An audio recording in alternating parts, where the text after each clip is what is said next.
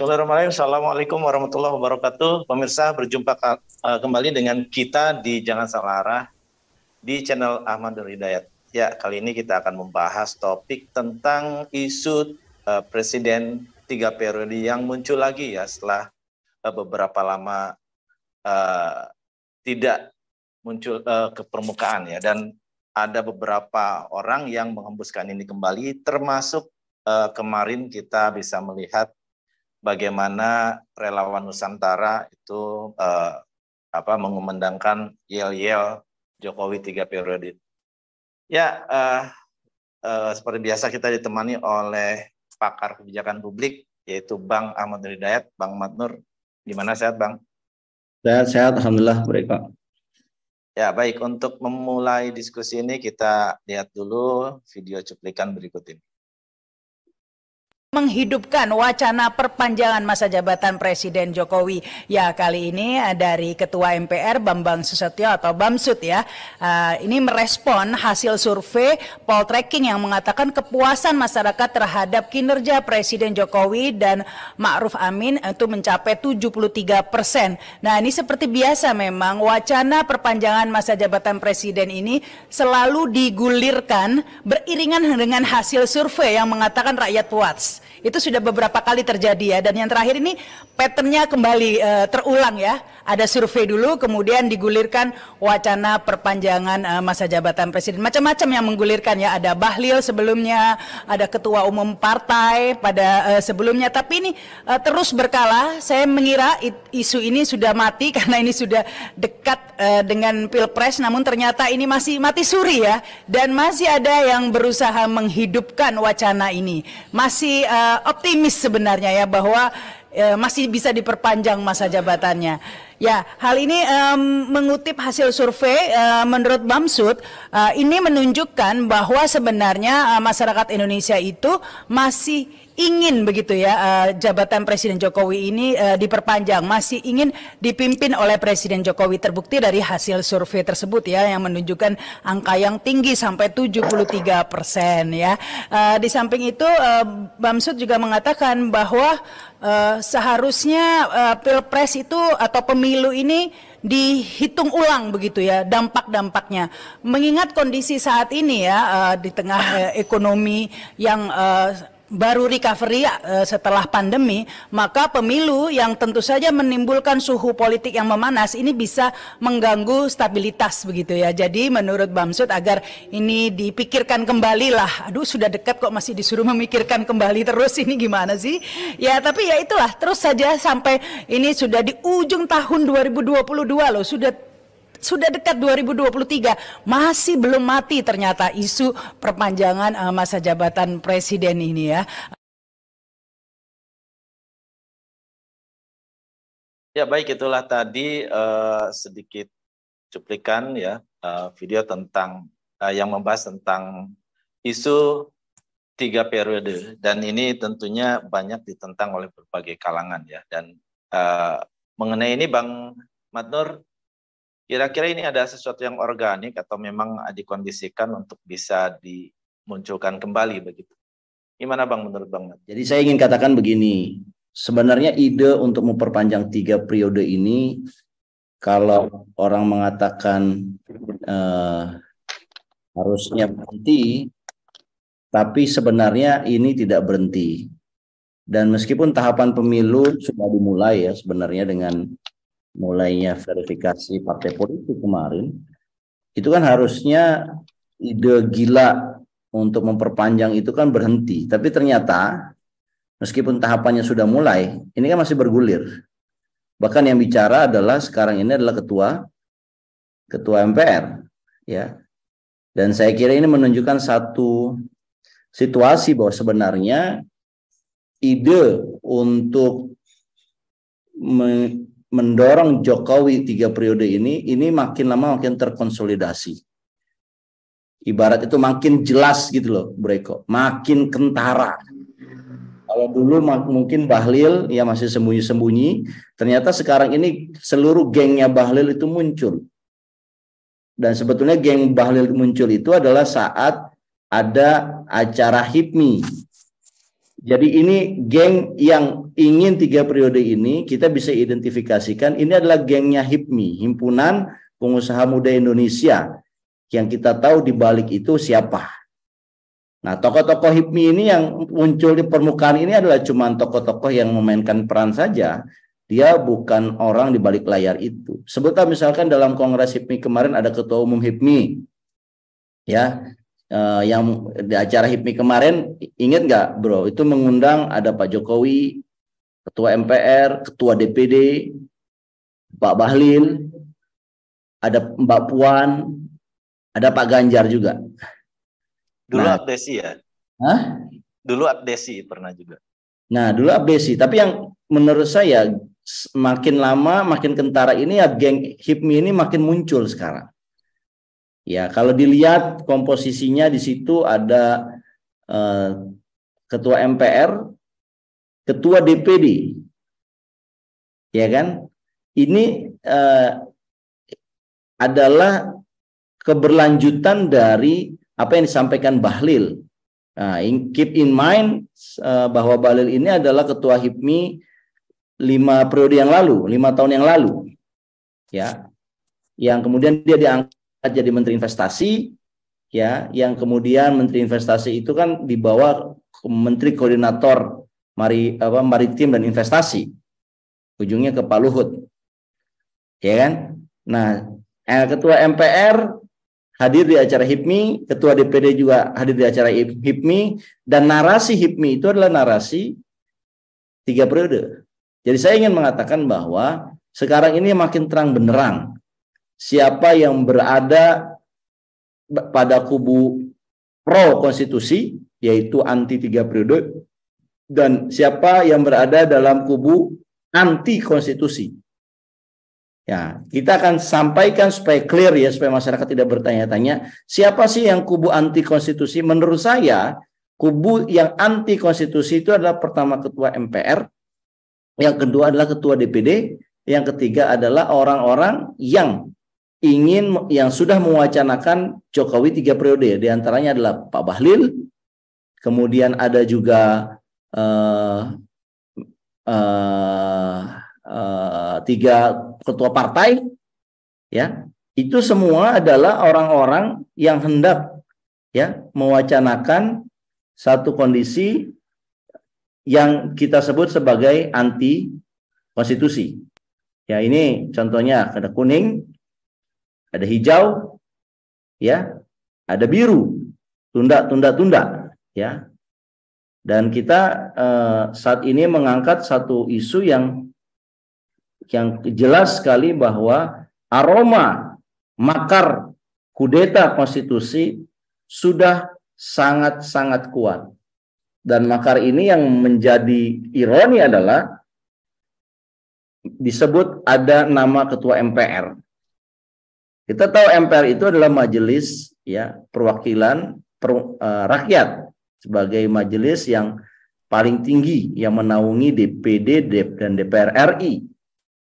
Tetapi kok ini kan lembaga yang menjaga konstitusi, ya, menjaga Pancasila. Tapi kita lihat Ketua MPR-nya mewacanakan sebagai wacana yang sebetulnya anti tupoksinya dia, gitu loh. Tupoksinya dia menjaga konstitusi, tapi apa yang disampaikan adalah anti konstitusi. Dan saya kira ini rakyat harus bersatu untuk melawan kekuatan-kekuatan gelap yang mencoba ingin melanggengkan kekuasaan dari kepemimpinan yang eksis saat ini, gitu ya.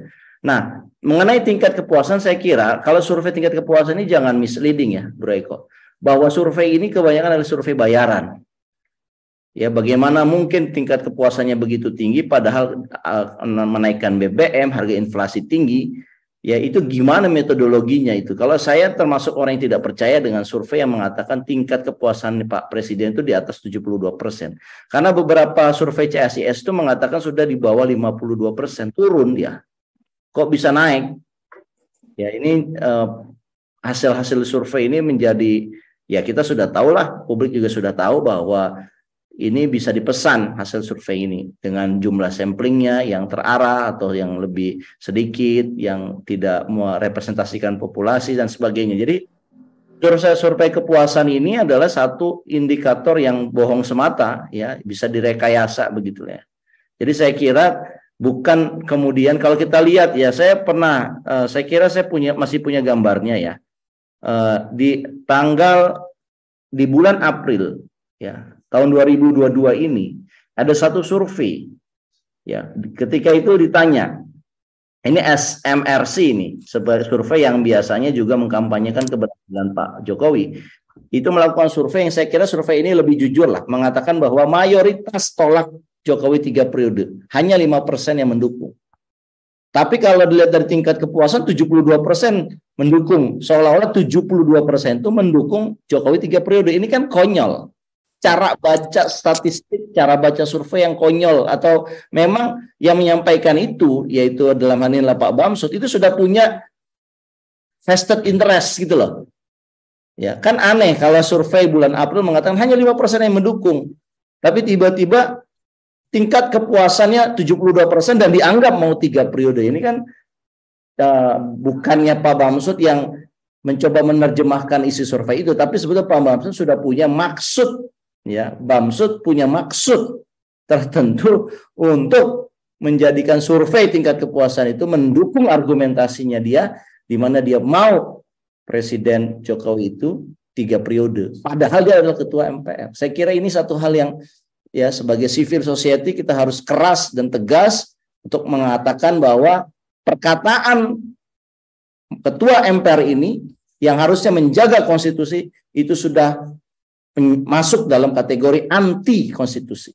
Orang seperti ini menurut saya tidak boleh kita biarkan berada di dalam tatanan kelembagaan tinggi seperti MPR. Demikian, Bro. Kita tahu bahwa ada G20 ya, dan ini melambungkan kembali nama Pak Jokowi ya, dan internasional memberikan apresiasi atas suksesnya acara tersebut. Dari sisi penyelenggaraan ya tentunya, kalau dari sisi pencapaian tentu kita belum melihat adanya sebuah pengaruh ya.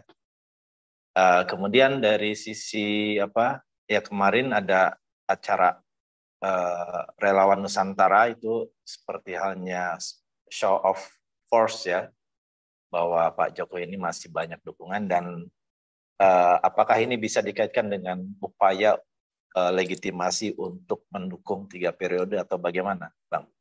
Dan tentunya G20 jadi momentum ya untuk digunakan untuk apa istilahnya, memberikan legitimasi dan bahwa Pak Jokowi pantas untuk dilanjutkan begitu. Gimana menurut Bang? Bahwa kalau ada yang mengatakan Pak Jokowi sudah bulat untuk melanjutkan pemilu 2024, maka saya katakan orang itu bodoh. Tapi kalau ada orang yang mengatakan Pak Jokowi main 2 kaki, bahwa 1 kaki pemilu 2024, 1 kaki adalah 3 periode, maka orang itu saya katakan pintar, tapi belum cerdas. Nah, orang yang cerdas itu adalah orang yang membaca bukan dari apa yang disampaikan oleh mulutnya presiden, tapi orang cerdas itu adalah membaca dari apa yang terjadi di dapur presiden, di inner circle-nya presiden. Dan kita bisa katakan bahwa inner circle-nya presiden ini, ya, mulai dari kemarin ketua relawan Nusantara itu, inner circle kan, salah satu anggota staf khusus presiden. Itu semua inner circle-nya, baik itu staf khususnya atau staf medianya, ya, yang terkait sama istana, itu mereka bekerja untuk presiden 3 periode. Jadi bacaan orang cerdas itu adalah bacaan bahwa bukan bacaan pemilu, bukan bacaan 2 kaki, tapi sebenarnya adalah bacaan yang confirm dari inner circle-nya, di mana inner circle-nya ini mereka bergerak secara bawah tanah, tapi dikomandai dari istana, itu ingin 3 periode. Dan saya kira banyak contohnya ya, mulai dari G20 ya, kemudian sudah lagi menawar, atau 2023 akhir ini sudah mulai menggelontorkan ide-ide populis, ya kan? Ini mengingatkan saya seperti kampanye tahun 2018 menjelang tahun 2019. Kebijakannya banyak yang populis gitu ya, yang kemudian motivasinya agar supaya re-elected, supaya terpilih kembali. Dan ini suasananya sama nih, dan di tahun 2022 ini ada suasana pengen re-elected. Cuman persoalannya kan nggak ada prosesnya. Bagaimana memproses supaya 3 periode selain dia mengeluarkan dekret, selain dia mengeluarkan perpu kegentingan, selain dia menggunakan otoritarian. Dan ketiganya menurut saya tidak punya alasan untuk mematikan demokrasi Indonesia, di mana demokrasi itu salah satunya dibuktikan melalui pemilu. Jadi kalau Kang Eko tadi nanya mengenai bagaimana dengan G20 ya, menurut saya ini adalah bagian usaha menciptakan satu populis supaya dia re-elected. Seolah-olah sukses. Padahal kalau kita lihat G20 itu kan pemimpin-pemimpin yang menguasai 80% ekonomi dunia. Dan harusnya permasalahan ekonomi dunia itu diselesaikan secara istilahnya jelas dalam G20. Tapi yang kenyataan masalah ekonomi itu kan nggak tuntas. Setelah KTT itu nggak tuntas. Misalkan perang masih berkelanjutan, harga impor, harga minyak, harga energi itu masih sangat tinggi, harga pangan masih sangat tinggi, yang memukul tidak hanya 1-2 negara, tapi seluruh negara yang ada di dunia. Artinya apa? Nggak ada prestasinya G20. Itu hanya sebatas seremoni saja, sebatas propaganda dan kampanye. Untuk siapa? Untuk re-elected. Jadi menurut saya, kalau saya membacanya, sangat clear sekali bahwa kita mempercayai presiden bukan dari apa yang dikatakannya, tetapi kita mempercayai presiden apa yang sedang diperbuat oleh inner circle-nya. Dan inner circle istana hari ini, mereka bekerja secara serius 24 jam dengan begitu banyak resources, dengan begitu banyak uang untuk memperjuangkan re-elected, tapi dengan bukan cara transisi demokrasi, melainkan memaksakan pendapat. Saya kira itu, bro, yang saya bisa sampaikan. Dengan konstitusi dan seolah-olah negara ini tidak konsisten, konsekuen ya, dengan komitmen mengambil demokrasi sebagai ideologi ya.